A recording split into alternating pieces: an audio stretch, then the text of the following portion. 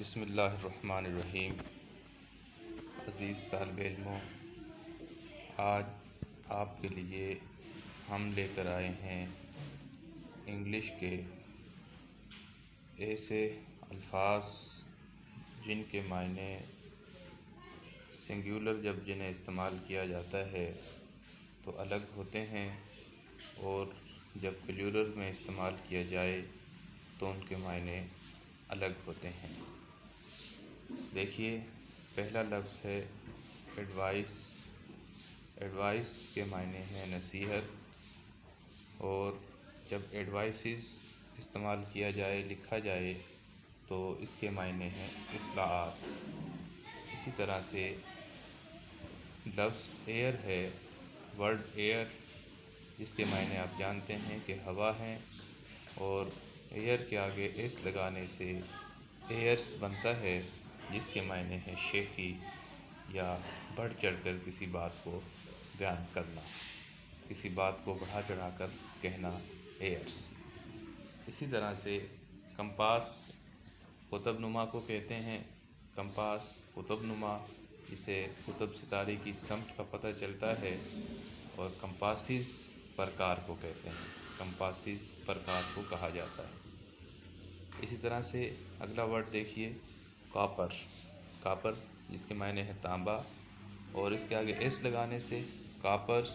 کاپرس کے معنی ہیں تانبے کے سکے۔ کاپرس تانبے کے سکے۔ اسی طرح سے گڈ۔ گڈ اچھائی، نیکی، اور گڈس ایس لگانے سے گڈس۔ گڈس جس کے معنی ہیں سامان، جیسے عام طور پر آپ نے دیکھا ہوگا کہ ٹرک وغیرہ پر لکھا ہوتا ہے گڈس ٹرانسپورٹ۔ گڈس ٹرانسپورٹ یعنی وہ ٹرانسپورٹ جو کہ اشیاء کی ترسیل کے لیے، نقل و حمل کے لیے استعمال ہوتی ہے۔ اس طرح سے ایک اور لفظ دیکھیے، آئرن یعنی لوہا، اور ایس لگانے سے آئرنس یعنی بیڑیاں۔ آئرنس بیڑیاں جو قیدیوں کو پہنائی جاتی ہیں، خطرناک قیدیوں کو جو بیڑیاں پہنائی جاتی ہیں ان کو کہتے ہیں آئرنس۔ اسی طرح سے فزک۔